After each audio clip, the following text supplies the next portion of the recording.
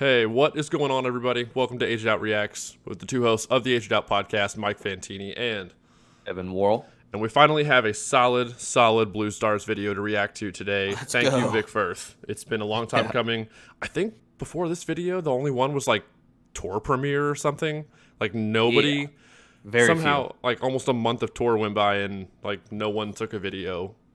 It's like 1 90-second clip somewhere or something. I was like, this isn't long enough. I feel like way less people nowadays, despite everybody having a better camera in their pocket, are taking lot videos, excuse me, than were 10 years ago. Like, if it wasn't for Robert Martinez, George Collins, and then like the drum companies and like a few other smaller channels too, Drumline AV, like Drumline AV, yeah. There's only a handful doing it. But I remember when I was marching, like you'd go to like a regional and there'd be like 10 videos that night from people that took it in the crowd on their little 720p phones or 10. Or maybe they're just uploading them more to like Instagram and things like that these days instead of YouTube. So that's a good point. That could be it. All right. Before we get into Blue Stars today, go check out the podcast on all podcast services, Spotify, Google Podcasts, Apple Podcast. Hit up LoneStarPercussion.com. Use the discount code AgedOut. Save yourself $10 on any order of $50 or more. Still in the middle of band camp. I know we're recording this like before I start work for the day and Evan goes to teach 9 to 9 band camp. So grab yourself some equipment if you need it. They'll hook you up. Let's see. I think that's it. Is there anything else? Patreon.com. If you want to support us financially at all. As little as $1 a month goes a long way. Trying to get Evan a new camera next, I think, is the next thing on the list. Or an entire new laptop. Well, I don't know if we'll use the podcast to do that. But No. No. Yeah, so, all right, here we go. Blue Stars, Vic Firth video.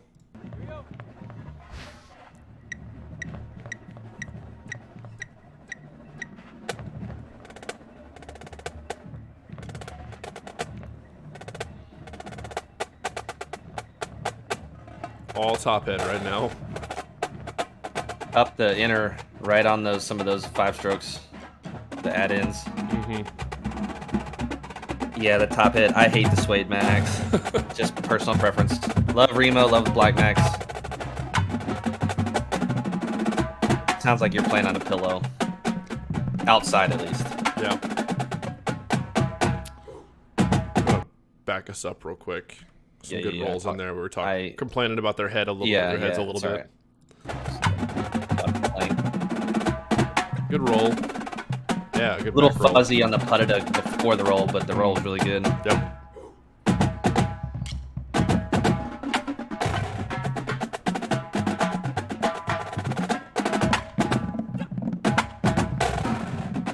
Yeah, they've ticked a few things right before the roll or right after the roll, despite the roll being good.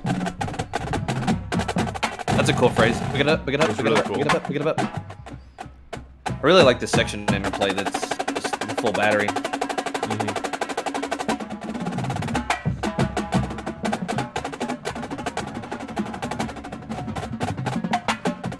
Ooh, that's tough. The double stop, double stroke. That's tough. Wasn't quite locked in player to player either. Ooh, that was good. Good through the paradiddle section there. Good paradiddles, the roughs will work together afterwards, though.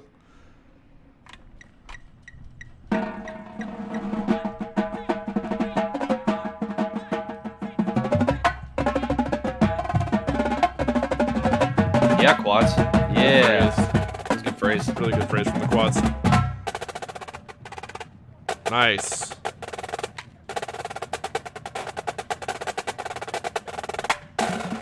Ooh. I really like these beats. The writing's really interesting.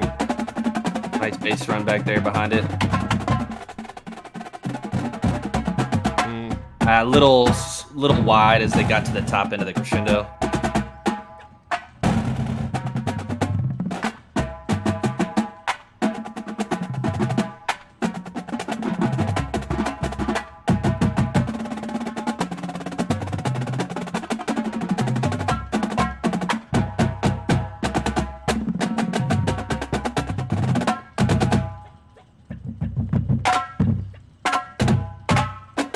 Ooh, tough jump space. through all that space. Tough space. Shout out Eli Chastain bass too. What's up?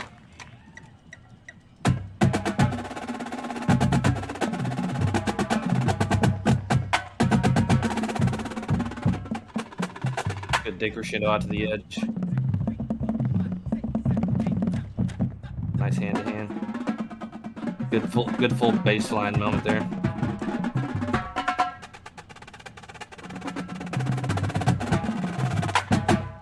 Ooh, that's a tough jump. Go back. I was going to say, I was going to call that out too. They did a great job. They started at the edge, moved it in from the edge to the center really, really well. And then that's really hard to go from edge to center and then immediately jump back out to the edge. And they got the start, the move to the center, and the jump to the edge wasn't quite there. But that's really tough to do. Yeah, it's like they went from gut edge to center, then like a push straight to the front edge. That was a quick push. Yep.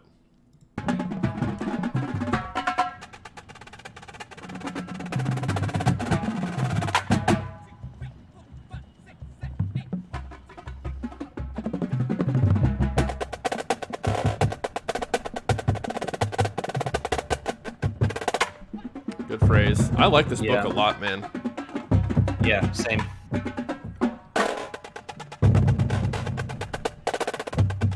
Oh, that's cool. That's tough, too.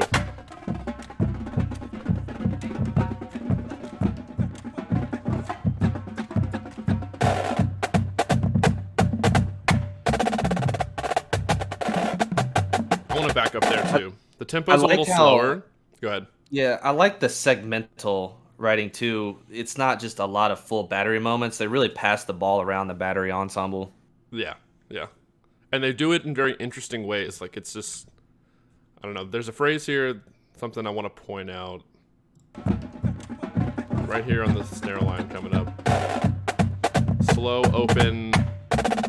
That roll, you have all that float time right before it.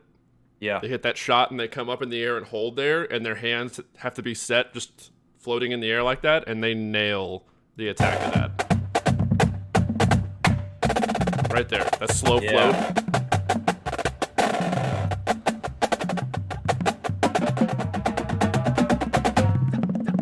Nice little flam phrase.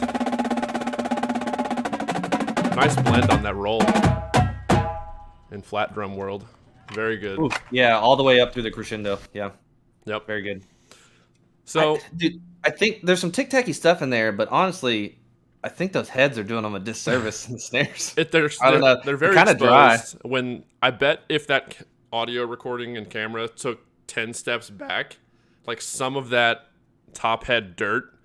I mean, we know you hear the bottom head the farther away you get, and some of that really small stuff can kind of not be as audible when it's really, really minor like that. Some of that stuff was, but I mean, you could argue I meant to say this on the Troopers video, but we know like Rennick's tuning scheme is kind of more on the wet side, right? Or low, and just low. I think a lower a little bit. I mean, just from what I can hear, but I think it hides some stuff from far away.